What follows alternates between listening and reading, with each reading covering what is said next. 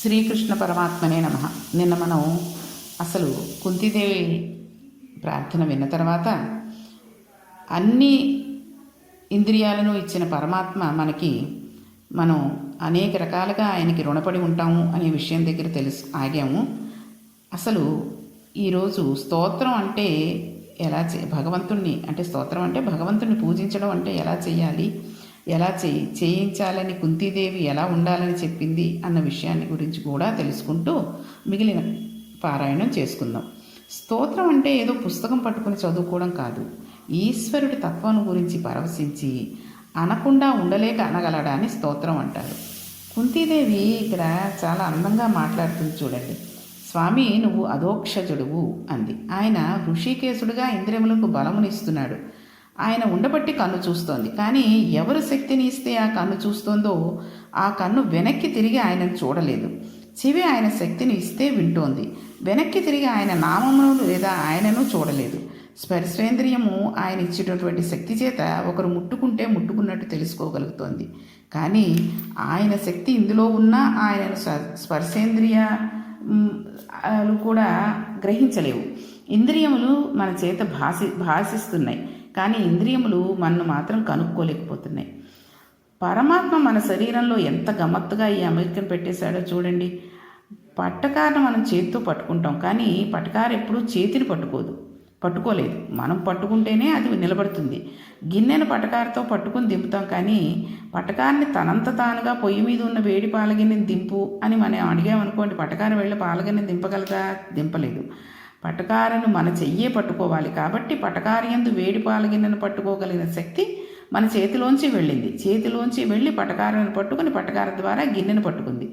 కానీ ఈ పటకార జీవితంలో ఎప్పుడైనా సరే చేతిని మాత్రం పట్టుకోలేదు. ఇంద్రియాలు కూడా ఈశ్వరుని శక్తితో లోకాన్ని చూస్తాయి, కానీ ఇంద్రియం మాత్రం వెనక్కి తిరిగి ఈశ్వరుని చూడలేదు. అలా చూడకుండా ఉండేటటువంటి అమెరిక ఇంద్రియములందు ఈశ్వరుడు పెట్టేశాడు.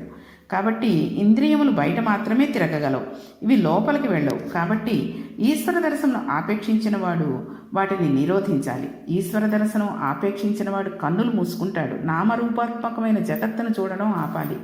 చెవి వినకుండా వినికిడి శక్తి వెనక్కి తీసుకుంటాడు. ఏదైనా శబ్దం అయితే గ్రహించడు. అలా వెనక్కి తీసివేసిన శక్తులను తన మనస్సులో పెట్టేస్తాడు. అప్పుడు మనస్సును ప్రయత్నపూర్వకంగా ధ్యానంలో భగవంతుని ముందు పెడతాడు. మరి కళ్ళు మూసుకుంటే భగవంతుడు ఎక్కడ కనబడతాడు? జ్ఞాన నేత్రంలో చూస్తాడు. అందుకని నుదుటి మధ్య భాగంలో మనస్సుకు సంబంధించిన ఆజ్ఞాచక్రం ఉంటుంది. అందుకని అక్కడ కుంకుమ ధరిస్తారు. ఆజ్ఞాచక్రమందు ధ్యానమునందు దృష్టి నిలిపి పూర్వం ప్రార్థనా శ్లోకమునందు ఏ మూర్తిని ధ్యానం చేశాడో ఆ ధ్యానంను అనుసరించి ఆ మూర్తి దర్శనం చేస్తాడు. అసలు ధ్యానం చేసేటప్పుడు కానీ మనం ధ్యానం చేసుకుంటామండి, మేము రోజును ఆ గదిలో కూర్చొని చేసుకుంటాం అంటూ ఉంటారు. అసలు ధ్యానం చేస్తున్నామంటే మనల్ని మనం మరిచిపోయి ఆ భగవంతుడి మీద అలా దృష్టి పెట్టుకోవాలి. అంతేగాని అలారం అదేమిటది సెల్ ఫోన్లోనో లేకపోతే ఈ వాచీలోనో అలారం పెట్టుకుని గదిలోకి వెళ్ళి 10 నిమిషాలు ధ్యానం చేశాను, 15 నిమిషాలు ధ్యానం చేశాను అనేవాడిది ధ్యానం కాదు అసలు, నిజం చెప్పాలంటే. కాబట్టి మనం ధ్యానం చేస్తున్నాము అంటే ఎంతసేపు చేస్తామన్నది కూడా మనకు తెలియనంత ఇందులో వెళ్ళిపోవాలి. ఇక్కడ మనం ఏదైనా ఒక మంత్రమో శ్లోకమో చదువుకుంటున్నాం అనుకోండి, ఆ శ్లోకం చెప్పేసిన తర్వాత అటువంటి రూపాన్ని వెంటనే మన మనసులో చిత్రీకరించుని కళ్ళు మూసుకోవాలి. అయితే ఇక్కడ ఒకళ్ళు ఉదాహరణకి గాయత్రి చేస్తున్నారనుకోండి, ఆ మూర్తిని తలుచుకుని ఆ రూపాన్ని తలుచుకుని కళ్ళు మూసుకుంటాడు. ఇంకా చెవిని విననివ్వడు. ఇప్పుడు మనస్సును ఎర్రటి అమ్మవారి పాదములు, ఆవిడ కట్టుకున్న ఎర్రటి చీర, ఆ చీర కుచ్చుళ్ళు జీరాడుతుంటే అమ్మవారి పాదములకు ఉన్న కంకణములు, వాటి మీద పెట్టిన తామర పువ్వులు తల తీసుకువెళ్ళి అమ్మవారి పాదముల మీద పెట్టి అమ్మవారి చల్లని పాదములు తన లలాటములకు తగులుతుంటే ఆ స్పర్శ సుఖాన్ని, అమ్మవారి పాదములు తన తలకి తగిలిన అనుభూతితో ఆనందపడిపోతూ కూర్చుంటాడు.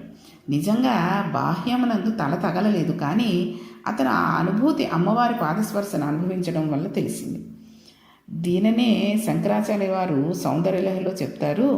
కథాకాలే మాతః కథయ కలితాలరసం పిబేయం విద్యార్థి తవచరణ నిర్జేజనంజలం. విద్యార్థి అనే మాట వేసేశారు శంకరాచార్య వారు. అమ్మా, నేను ఎప్పుడు తాగుతానమ్మా, నీ కాళ్ళు కడిగి ఆ నీళ్లు అన్నారు. అమ్మవారి కాళ్ళు దొరికితే అమ్మ కాళ్ళు కడిగి నీళ్లు దొరుకుతాయి.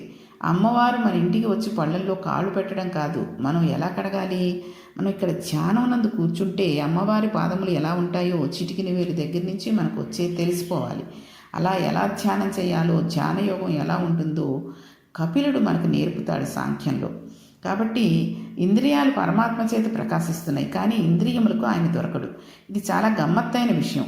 ఆ కోణంలో మనం ఎప్పుడైనా ఆలోచించి ఈశ్వరుడి దగ్గరికి వెళ్ళి, ఈశ్వరా, నిజంగా నీది ఏమీ అమెరికయ్యా, దీనితో బయట చూడగలను, కానీ దీని యందు చూడగలిగిన శక్తి ఎవడు ఇచ్చాడో వాడిని ఇది వెనక్కి తిరిగి చూడటం లేదు, ఆ శక్తిని ఇది దర్శనం చేయలేదు, శరీరంలోని ఇంద్రియంలో శక్తి ప్రసరణం జరిగే ఒక పనిముట్టు అంతే, ఎక్కడ వెతుకుతారండి ఈశ్వరుని, మన మనసులో దర్శనం అవుతాడు అని దక్షిణామూర్తి స్తోత్రంలో ఉంటుంది. అంతర్ముఖ సమారాధ్య బహిర్ముఖ సుదుర్లభ అని దక్షిణామూర్తి స్తోత్రంలో శంకర భగవత్పాదులు అంటారు. 9 కన్నాలు ఉండే కుండలో దీపం పెట్టి ఆ కుండను బోరించినట్లయితే ఆ దీపం కాంతి 9 కన్నాలుంచి బయటకు కొడుతుంది. దీపకాంతి ఈశ్వరుడు. ఆ కాంతి కంట్లోకి కొట్టడం వల్ల కన్ను చూస్తుంది, ఆ కాంతి చెవికి కొట్టడం వల్ల చెవి చూస్తుంది, అరికాల దగ్గర నుంచి మెదడు వరకు స్పర్శేంద్రియాల్లోకి వస్తుంది. అప్పుడు అన్ని అవయవాలు ముట్టుకున్నాడు అని చెబుతాయి. అక్కడి నుంచి వస్తోంది జ్ఞానం. ఆ దీపం ఆరిపోయినట్లయితే కుండ చీకటైపోతుంది, కుండ వెలగదు, కుండకు ఉన్న కన్నాలు వెలగవు, కుండలో ఉన్న ప్రమిద వెలగదు, దీపకాంతి సిఖి ఆ జ్యోతిలోంచి వస్తుంది. అందుకే దీపం ఉండగా ఇల్లు చెక్కు పెట్టుకో అంటారు మన వాళ్ళు. లోపల ప్రాణజ్యోతి ఉండగా మనం మంచి పనులు చేయడం అని అర్థం, అంతేగాని ఇల్లు చెక్క పెట్టుకో అంటే ఇల్లు సర్దేసుకొని నీట్గా ఉంచుకొని కాదు. మన ఒంట్లో జ్యోతి దీపం వెలుగుతున్నంతలోనే మనం చెక్క పెట్టుకోవాలి. మన ఇల్లు, మన శరీరమే ఒక ఇల్లు. కాబట్టి మన శరీరాన్ని చక్కదిద్దుకోవాలంటే మంచి పనులు చేస్తూ భగవన్నామస్మరణ చేస్తూ ధర్మంగా ఉండాలి అని అర్థం. ఇప్పుడు సత్యనారాయణ స్వామి వ్రతం చేయడంలో ఒక పొరపాటు చేస్తూ ఉంటారు. ఉదాహరణకి చెప్తున్నాను ఇది. సత్యనారాయణ స్వామి వ్రతంలో ప్రధానమైన అంగం మంటప దానం.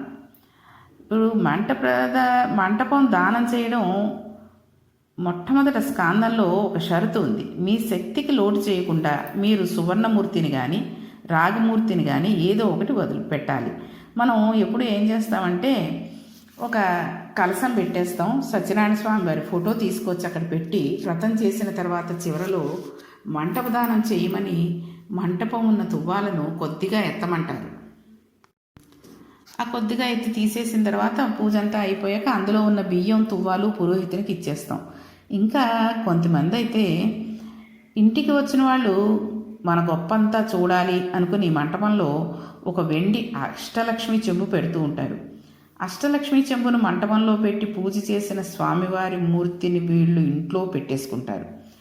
మనం మంటపంలో మూర్తిని పెట్టి పూజ చేసిన తర్వాత మంటపాంతర్గతంగా ఉన్న మూర్తిని కూడా మనం దానం చేసేయాలి.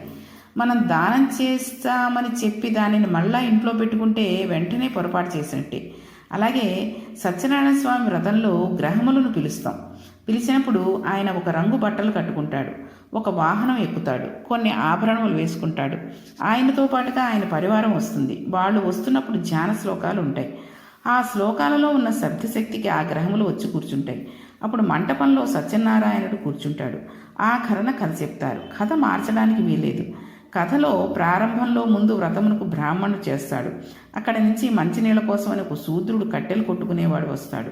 దాహం కోసం వచ్చినవాడు ఆ వ్రతం జరుగుతున్న విధానంలో చూసి మంచినీళ్ళు అడగడం మర్చిపోయి వ్రతం ఎలా చేస్తారని అడిగి ఆయన కట్టెలు కొట్టిన డబ్బుతో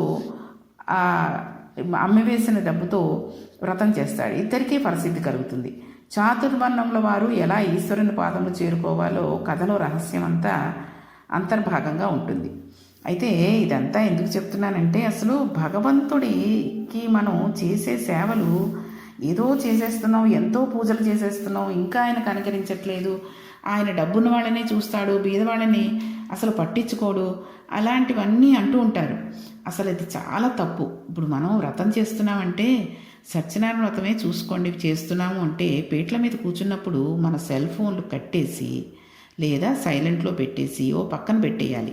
ఎవరైనా వస్తారు, మనం ఒక శుభకార్యం, ఇప్పుడు పెళ్లి చేసాం, కొడుకు కోడలు పీటల మీద కూర్చున్నారు, ఎవరైనా వచ్చేవాళ్ళు వెళ్ళేవారు ఇంటికి వచ్చేవాళ్ళు అడ్రస్ల కోసం అడుగుతారంటే అదంతా ఒకళ్ళకి అప్పచెప్పి మా ఫోన్లో ఎవరైనా ఫోన్ చేసి అడ్రస్ అడిగితే ఇది అని చెప్పండి అని చెప్పి ఇచ్చేయాలి. అంతేగాని పెళ్ళి కొడుకు పీటల మీద, వ్రతం పీటల మీద కూర్చున్న వాళ్ళు, సత్యనావ్రతం పీటల మీద కూర్చున్న వాళ్ళు సెల్ ఫోన్లో మాట్లాడుతూ ఉంటే ఇంకా అక్కడ స్వామి పూజ ఎక్కడ జరుగుతుందండి?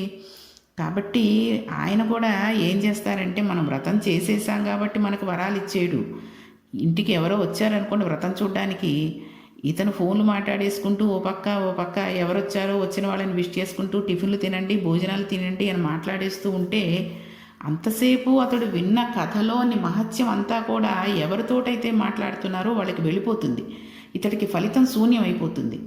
అలా కాకుండా కొంతమంది వచ్చిన వాళ్ళు వ్రతం చేసుకోలేకపోయినా ఈయన చెప్పే పూజా విధానం, తర్వాత ఆ వ్రత కథలు అన్నీ ఎంతో భక్తితో, ఎంతో కాన్సన్ట్రేట్ చేసి, ఎంతో శ్రద్ధగా విన్నారనుకోండి, విని ఆ ప్రసాదం పుచ్చుకుని, స్వామి నేను వ్రతం కథ విన్నాను, నా పిల్లకి పెళ్ళవ్వాలను, నా పిల్లాడికి ఉద్యోగం కావాలో అంటే ఆయన తప్పకుండా ఆ వ్యక్తి కోరికే తీరుస్తాడు, వ్రతం చేసుకున్న వాళ్ళకంటే కూడా. ఎందుకంటే అతడు ధ్యానంలో ఉండి పూజ చేసుకోగలిగాడు. అది ధ్యానం అంటే ఏంటి అన్నది చెప్పడానికని ఇదంతా చెప్పడం జరిగింది.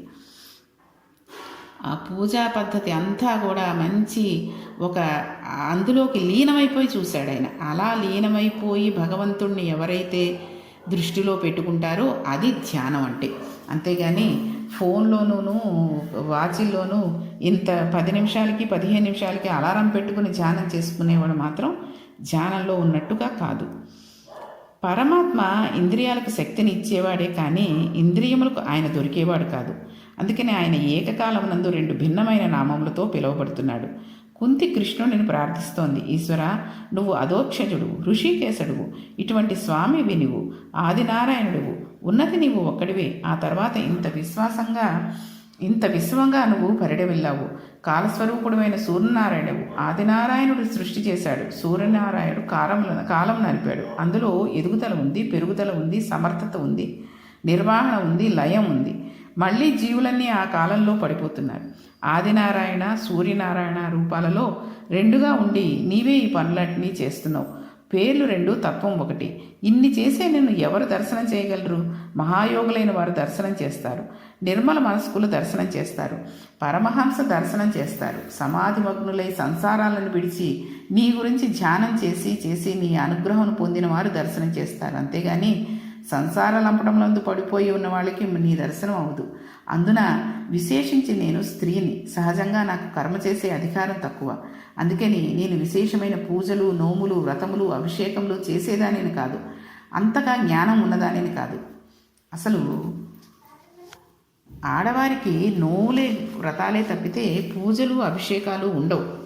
ఇక్కడ ఏమవుతుందంటే ఈశ్వరుడు అభిషేకం అనేసరికి గుళ్ళో పూజారులు కూడా చెప్పట్లేదు, శివలింగం మీద ఆడవాళ్ళను కూడా పాలు పోసేయండి, పెరుగు పోసేయండి అని చెప్పేస్తున్నారు. అదంతా కూడా తప్పు. పూజ కూడా ఇంట్లో యజమాని చెయ్యాలి తప్పితే ఆడవారు చేయకూడదు. దీపం వెలిగించాల్సింది యజమాని. వాళ్ళు ఏదైనా ఊరు వెళ్ళినప్పుడో ఎప్పుడో కానీ ఇంటి ఇల్లాలు కేవలం పూజకి కావలసినవన్నీ సమర్పించడమే, అదేమిటిది అరేంజ్ చేయడమే చెయ్యాలి. కాబట్టి ఇక్కడ కుంతీదేవి ఇంకా ఏ విధంగా శ్రీకృష్ణ పరమాత్మని ప్రార్థించింది, ఏ విధంగా మాట్లాడింది అన్న విషయాన్ని రేపటి పారాయణంలో తెలుసుకుందాం. శ్రీకృష్ణ పరబ్రహ్మణే నమః.